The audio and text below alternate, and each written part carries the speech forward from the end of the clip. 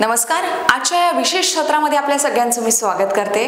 शेतकरी नेत्यांना आरोपीच्या पिंजऱ्यात उभा करणं कितपत योग्य आहे? कॉमेंट करणाऱ्या ट्रॉलर्सने कितीदा शेतकऱ्यांच्या आंदोलनामध्ये सहभाग घेतला असा प्रश्न आता पडतोय. तर नुकताच मुख्यमंत्री यांनी कर्जमुक्तीची तारीख 30 जून घोषित केली. ही तारीख नागपुरातली शेतकरी आंदोलनानंतर झालेल्या शेतकरी नेत्यांच्या बैठकीनंतर मुख्यमंत्र्यांनी घोषित केली. तारीख होतीच तोता शेतकऱ्यांनी त्यांना थेट आरोपीच्या पिंजऱ्यात उभं केलेल्या अनेकांनी सुरुवात केली. शेतकरी नेते मॅनेज झाले, शेतकरी नेत्यांना खोके मिळाले, शेतकरी नेत्यांना विधान परिषद मिळालं, त्यांना या गोष्टी मिळणार असं म्हणून टीकेच्या फरी उठायला लागल्या. मुळात टीका करणारे हे शेतकरी आंदोलनात सहभागी झालेले असतील असं मला वाटत नाही. पण बच्चू कडूंनी शेतकरी आंदोलनासाठी सुरू केलेला शेतकरी आंदोलन हे आजच नाही तर अनेक वर्षापासून आहे.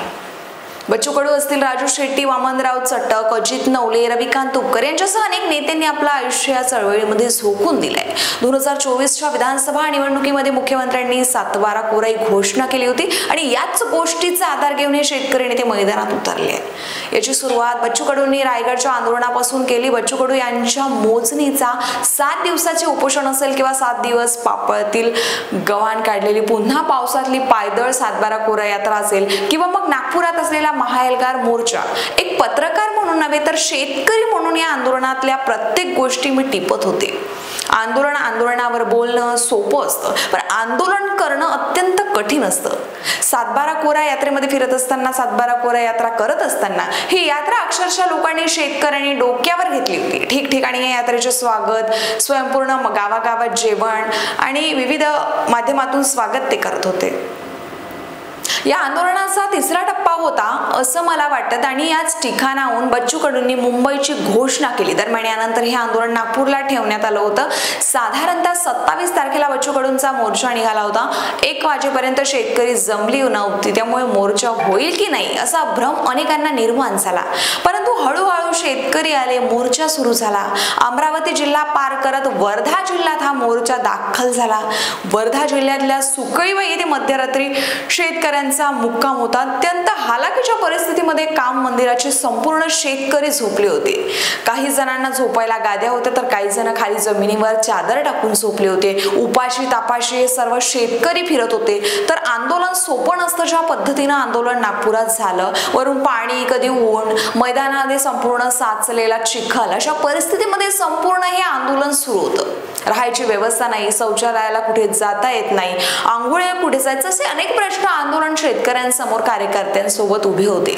तरी आंदोलन चालू ठेवलं. 28 तारखेच्या जाहीर सभेला प्रचंड गर्दी झाली, पण सायंकाळी अचानक गर्दी कमी झाली. सभा संपल्याने लोक आपल्या गावी निघून गेले.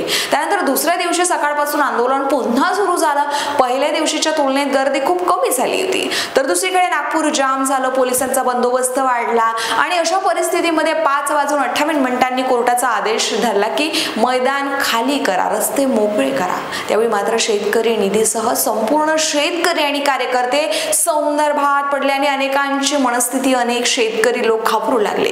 आता पुढे काय करायचं असा स्पेस शेतकरी नेत्यांनाही पडला. अचानकच बच्चू कडू असतील, त्यानंतर इतर शेतकऱ्यांची त्यांनी थेट अटक करून घ्या म्हणत नागपूरच्या दिशेने धाव गेली. हजारोंचा पोलीस बंदोबस्त त्या ठिकाणी होता. पोलीस बघून आंदोलकांवर शाळेतील अशी परिस्थिती होती. अशातच या भागात आंदोलन सुरू होते. त्या भागातील वीज बंद करण्यात आली होती. त्या ठिकाणी पाणी नव्हतं. 2 मंत्री चर्चेसाठी आले. कशीबशी चर्चा सुरू झाली आणि तिथूनच मुंबईच्या बैठकीचा मुहूर्त ठरला. आंदोलन किती चालवायचं आणि किती थांबवायचं हे आंदोलकांना माहीत असतं.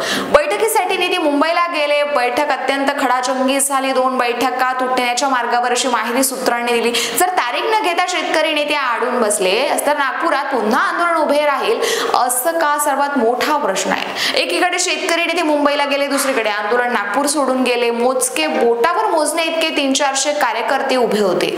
शेतकरी नेते बैठक सोडून नागपुरात दाखल झाले असते तर काही लोकांनी पुन्हा तीच चर्चा, आंदोलनातील हवा काढून चर्चा केली असते. त्यामुळे 30 तारीख आता कुठेतरी सरकारने दिली आहे. ही तारीख, तिला कर्जमाफीची घोषणा सरकारने केली आहे. तर 30 तारखेला कर्जमाफी झाली नाही तर आम्ही पुन्हा लढू असे या शेतकरी नेत्यांनी सांगितलेलं आहे. 30 तारीख का तर 31 मार्च जर ठेवली असती तर यावर वर्षीच्या या लोकांनी कर्ज काढलं, त्याचं कर्ज थकीत झालं नसतं, त्यांना कर्जमाफीचा लाभ मिळाला नसता, असं या शेतकऱ्यांनी त्यांचं म्हणणं आहे. त्यामुळे सरकारने आम्हाला फसवलं तर आम्ही सरकारला डावा झटकून असा दावा हे शेतकऱ्यांनी करतायत. त्यामुळे शेतकरी नेत्यांना आरोपीच्या पिंजऱ्यात उभं करणं कितपत योग्य आहे आणि शेतकरी नेत्यांवर विश्वास ठेवायला हवा, अशा पद्धतीने जर शेतकरी नेत्यांवर टीका करत गेले तर शेतकऱ्यांचा चळवळी कोण उभा करणार हा देखील एक प्रश्न आहे.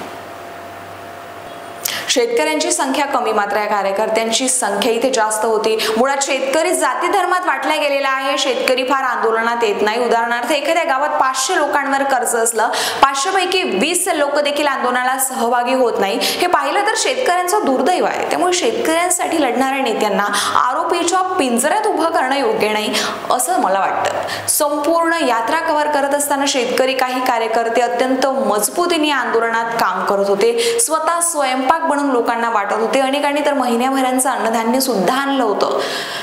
असं सर्व एक ट्रॅक्टर 8-8 झोपताना, 8-8 लोक झोपताना संपूर्ण आंदोलनामध्ये पाहिलं हे दृश्य. व्हॉट्सअपवर कमेंट करून, फेसबुकवरती कमेंट करून मोकळवून एका मिनिटाचं काम आहे, परंतु हे आंदोलन उभारणं सोपं नसतं मित्रांनो. त्यामुळे अशाच पद्धतीने शेतकरी नेत्यांवर टीका जर शेतकरी पुत्रांनी केली तर आंदोलन कसं उभं राहील, या चळवळी कशा उभ्या राहतील हा एक घोर प्रश्न आहे.